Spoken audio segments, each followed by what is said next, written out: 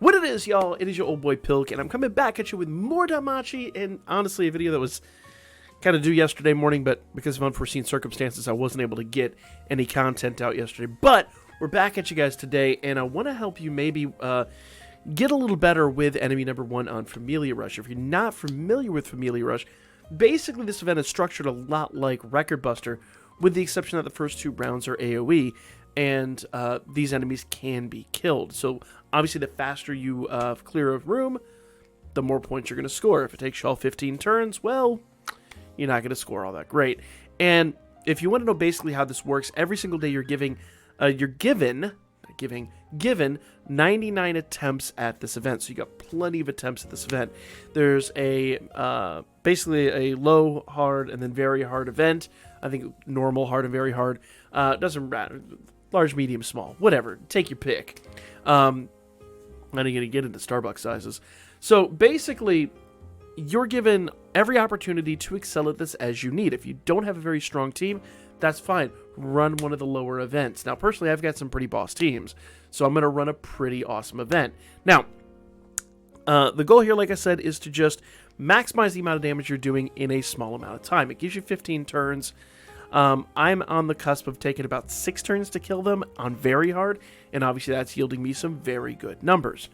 Now, let's talk about the event and what enemies you're facing in enemy boss number 1. Now, I will talk about enemy number 2 tomorrow morning. I'll drop that video and help you guys build maybe some teams for that. But you want to go ahead and make sure you get as much out of this as you can, okay?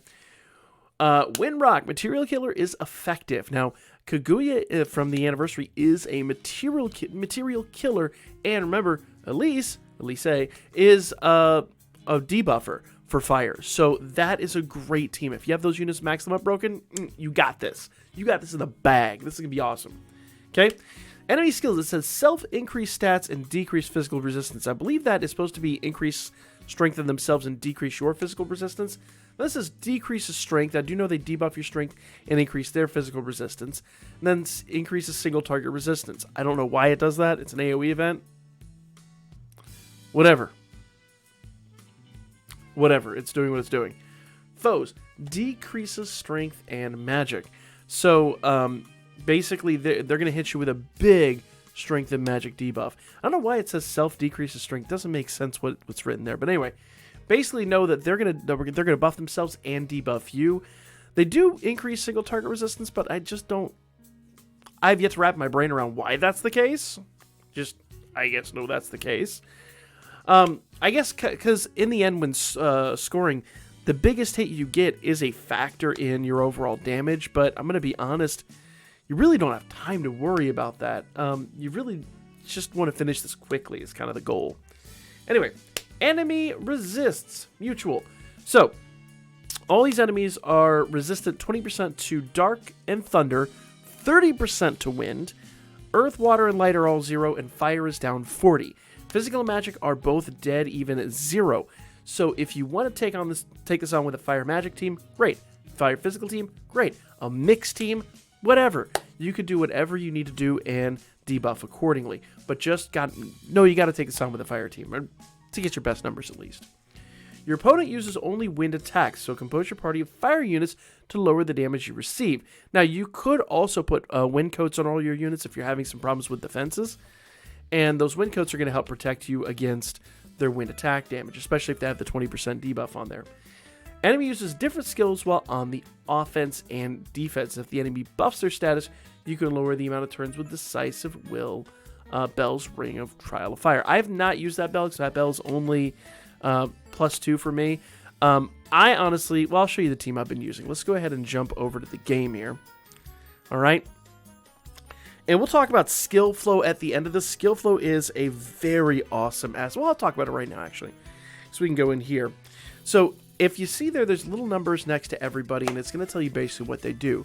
So like on Wealth, he comes in turn 1, and then you see there's nothing else set there for him. It's all NA. Basically, after the end of turn 1, I'm swapping him out for this Eyes, who then comes in and does her skill 1, and then brings in Haruhime. That's why the first 2 on Haruhime are all NA. Now, With this setup, you can actually auto-run this. If you have like a really bad RNG run, you can actually auto-run it, and it will follow this skill flow. That's why they call it skill flow. To actually follow this pattern that you set before you. Pretty awesome, if you ask me. Now, so pretty straightforward. So like in Kaguya, she comes in, she has skill 2, and then you just spam skills 1 until she gets an SA. Pretty straightforward stuff. Same with Elise. She comes in skill 1 and then spams skill 2 until the end of the match. Lead has to actually rebuff skill 1 every once in a while, so we have him come in, do everything, and then like basically rebuff skill 1 so he gets his extra attacks, and then does his SA when it's appropriate. So you can adjust this. I can actually go in here and I can set. So let's say for the sake of argument, edit skill flow on turn 15. I wanted Haruhime to do skill 3. I could go do that, save that, and she's going to do it. Or if you hit that, it'll just do a regular attack since RA. I'm sorry, not NA. So any turn where there's nothing modified there, she'll just do whatever basic thing. I'm going to go ahead and just set these to 1 just because of reasons. She's not actually going to be in there on turn 1, but you know, in the event that somebody gets killed, then she'll come in on turn 1 and just do it. It's not really necessary in this team, but you never know. Mistakes happen. So this is the team that I'm using. Now, like I said, Kaguya, Elise are great units for this event. Kaguya, basically, she not only does she is she a material killer, she also debuffs physical resistance 60%. So getting her SA off is going to be very, very important. But I would recommend putting your next best hitter. In my case, it's Lead. Even though Elise is a very good hitter, I kind of chose Lead because I think he does a little tiny bit better on this SA. And if you didn't know, Elise buffs everyone 60% for both strength, magic, and fire damage. I think it's strength, magic, fire damage. Or is it just strength and fire damage? I don't remember. I'm about to go look now. So strength, magic, and fire damage. I was right, 60%. So basically, she would give 60% to Kaguya. But I'm going to be honest, by turn 7, we don't need that. Having Lead come in with the bigger SA hit and, you know, buffs himself, that means that if we do that turn 6, if we need a turn 7, everything's dead. But usually by that point, if they're not dead, it's because we've had a bad bout of RNG. Now, as you can see here, pretty straightforward team.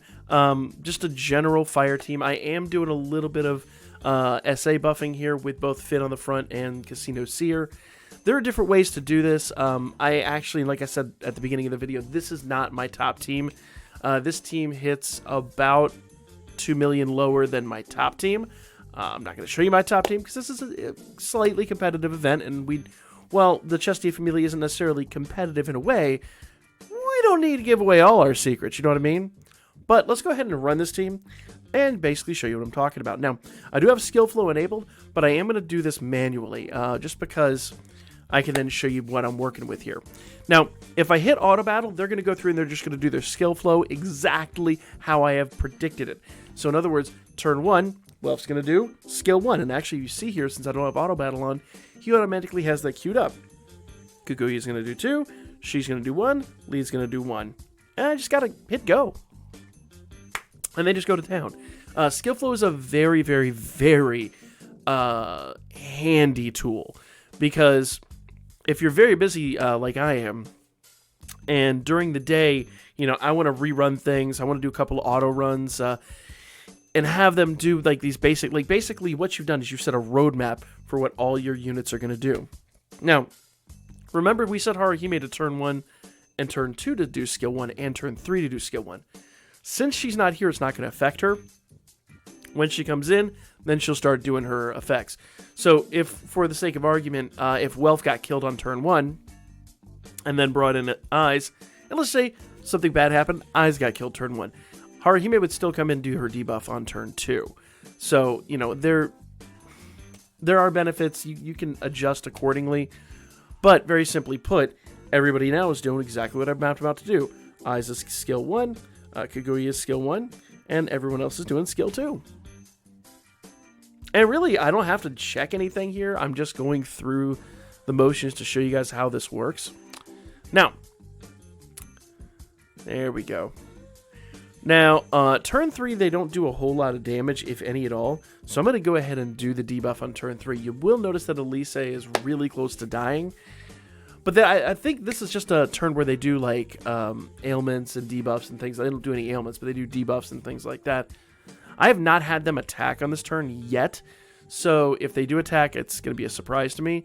But we also have Haruhime's counter skill, so we can heal with that if need be.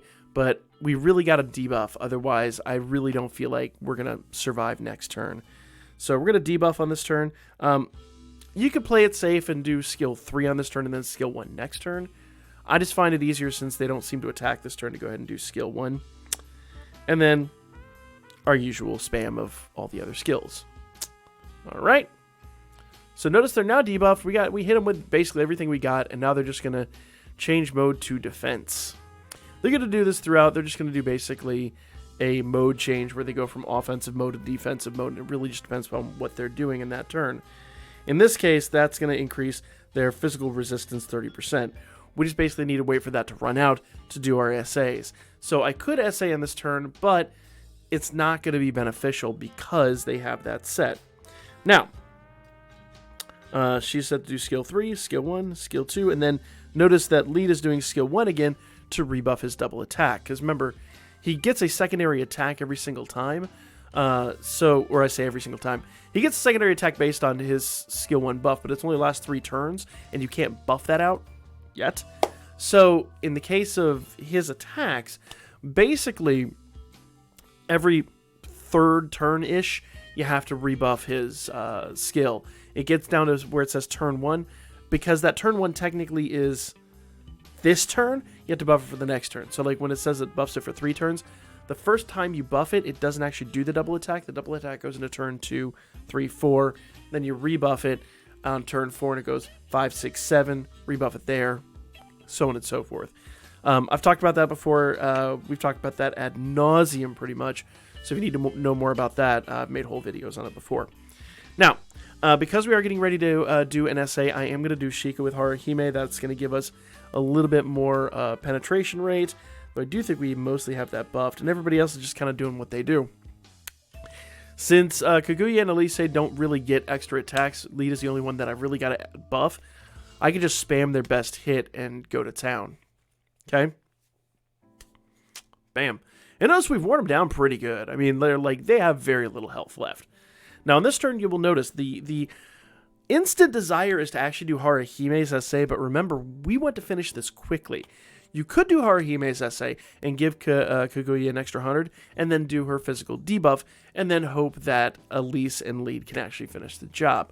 I've actually personally found it a little bit easier to do a double SA with Lead and Kaguya, because she'll still debuff physical, and then he comes in and does his job. She's not going to have the best buff here, but, you know, she's a material killer. It's going to be some damage. Actually, that was pretty respectable, if I'm honest. And then Lee's going to come in and basically clean house. Now, whatever he doesn't do, he's not going to get a secondary attack on this turn. So, unfortunately, when he does SA, that's not considered an action, so he doesn't get that secondary attack. But Elise is going to come in, and he's going to get counters, and yeah. And these two do a combo attack. So most of them get wiped out on this turn. I emphasize most. Boom. Oh. Can we do it? Can we eke it out? Ah, we got it. We got it. Perfect. So, pretty good. Pretty good flow of damage there. Turn 6 kill is pretty much optimal. That's actually very good. It is my current high score, but I know I'm got a little bit more coming in than this team can produce at the moment. I'm not going to do that on camera for obvious reasons, but this is today's high score. Not my highest score overall, but if you can build this team, you can build a pretty boss team and do some pretty awesome stuff. So that said, go in, do your worst. That is Familia Royale enemy number 1. We got enemy number 2 coming up tomorrow. Remember, as the enemies go up, they do tend to get a little bit, not so much tougher, but they do tend to produce more results. So while you could get good results today, that doesn't necessarily mean that you're going to get those results tomorrow. You probably will, depending upon how your teams are formatted. You might do better tomorrow. You may do better with this one, but we'll talk about how to deal with all that in tomorrow's video. For now, like, comment, share. I'll be back at you guys with more Danmachi very soon.